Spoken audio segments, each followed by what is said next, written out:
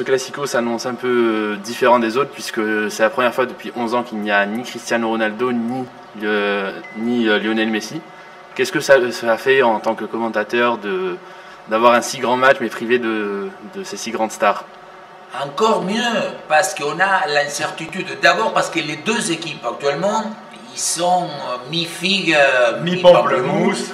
Ce qui fait que on a plus d'attentes, parce qu'on s'est dit, est-ce que Rakitic, Coutinho, même Dembélé, ils vont prendre le devant? Est-ce que Benzema, Bale, je sais plus. Isco, Modric. Oui, voilà, donc on a encore des individualités énormes. Et justement, les absences vont responsabiliser des joueurs qui ont quand même des capacités indiscutables. Donc je crois que et puis la rivalité, l'adversité, l'environnement, là je disais, ils ont déjà la Barcelonette à la plage, ils vont samedi soir faire une espèce de parade, donc le reste il va exister, forcément le match restera dans un enjeu toujours au-delà d'une dimension de 90 minutes. Une réponse à apporter, Benjamin? Et je pense que le monsieur il a tout dit. Non, mais oui, c'est un petit peu décevant quand t'as pas Messi, quand t'as pas Ronaldo, mais quand tu regardes les joueurs qui racontent sur le terrain, Isco, Modric, Bale, Coutinho, Suarez, je pense qu'on a de quoi quand même passer un bon et un grand moment. Et puis quoi qu'il arrive, on se dit ça maintenant, mais après quand le match il va partir, tout ça, ça va disparaître. Et même si on fera des allusions à Messi, même si on fera des allusions à Ronaldo, le Classico, ça reste quoi qu'il arrive un match à part. Et justement, en l'absence de ces deux joueurs, qui, selon vous, doit être le leader sur le terrain de chaque équipe? Pour moi, au Real, Bale. C'est lui qui doit marquer les buts maintenant.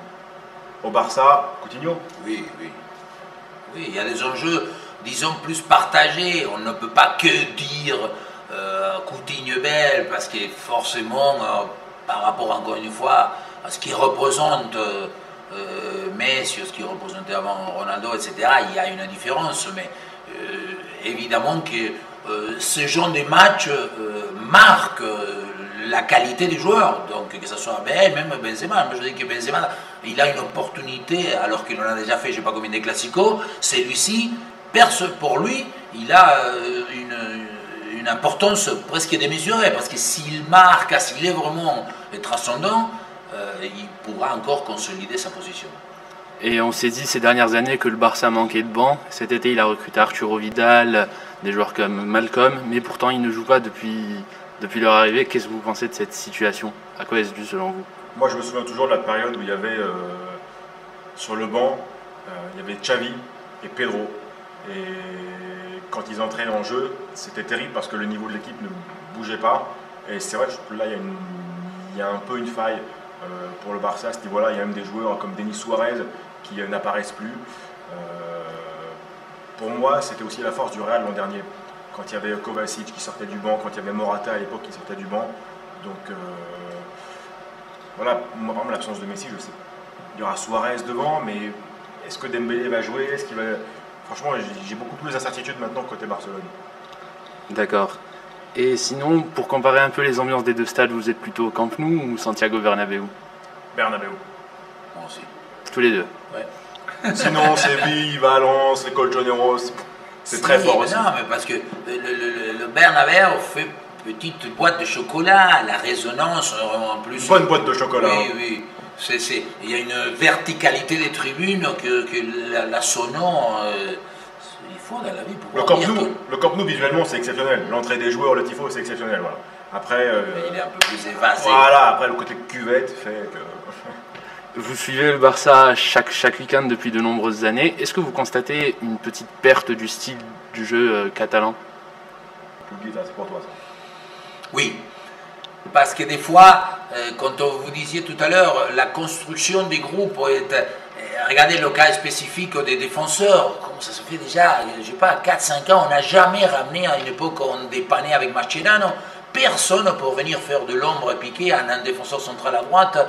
Et le cas de Malcolm, quand on sait comment ces équipes-là, ils ont des recruteurs, des cellules d'observation, monde, et il paraît que c'est hyper scientifique, parce qu'ils l'ont vu, M. Malcolm, ils l'ont vu, je ne sais pas combien de fois, j'ai lu un article, donc, et qu'après, il soit dans la tribune, parce qu'il y a eu des matchs où il n'a pas été même pas remplaçant, et on a dit la difficulté à pouvoir bien analyser pour quelles raisons le niveau de recrutement des joueurs qui arrivent n'arrive pas à s'imposer. Et puis après, il y a des cas spécifiques, aucun joueur comme Paulinho l'année dernière, au Vidal cette année, qui ont quand même un peu plus le côté, on dit ouais, il a du caractère, le muscle, physiquement, on démarque quelques aptitudes physiques. Et quand on joue au Barça, d'abord il faut que les sphères, celles-ci, ne soient jamais tachées ni fâchées, il ne faut pas la laisser dormir. Quand celle-là elle est vivante, ça veut dire que le joueur peut jouer à Barcelone. Merci. Et enfin, une dernière question. Et vous avez compris Oui. Parler, non, parce que je ne sais pas comment on fait. Sinon, on fait la traduction, vraiment, on n'a pas l'élément, donc j'essaie de vous le tiller. Enfin, les deux équipes sont dans une spirale un peu négative. Bon, le Barça, ça va un peu mieux comparé au Real, mais si vous deviez pronostiquer le match. Moi, je dis que le Real peut faire un coup. Parce que le Real, c'est une équipe qu'on n'attend peut-être pas, qu'on pense déjà terminée. On disait le Lopetegui, c'est fini. Moi, je dis le Real peut accrocher le Barça. Et moi, je me trompe très rarement dans les pronostics, n'est-ce pas? Donc, match nul, 2 partout. Il avait pronostiqué une grande Coupe du Monde de l'Argentine. Oui, mais à chaque fois, je gagne. Quand on fait tout le mais il en a fait une grande Coupe du Monde, c'est sûr. Vous avez passé le premier tour. Donc, on peut considérer que c'est une grande Coupe du Monde, effectivement. Merci beaucoup. Et enfin, un mot pour les abonnés de Barça France, en vue du Classico dimanche sur Beansport. Bravo pour votre passion, pour tout ce que vous faites, toi, tout le monde sur les réseaux. On vous suit, on vous regarde, on reçoit vos messages et ça fait toujours plaisir parce que ça crée un lien entre nous. Bien sûr, il faut véhiculer, aimer le sport, le foot.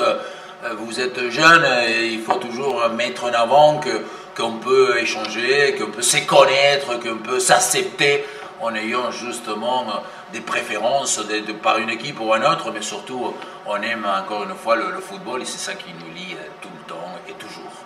Merci beaucoup pour vos réponses.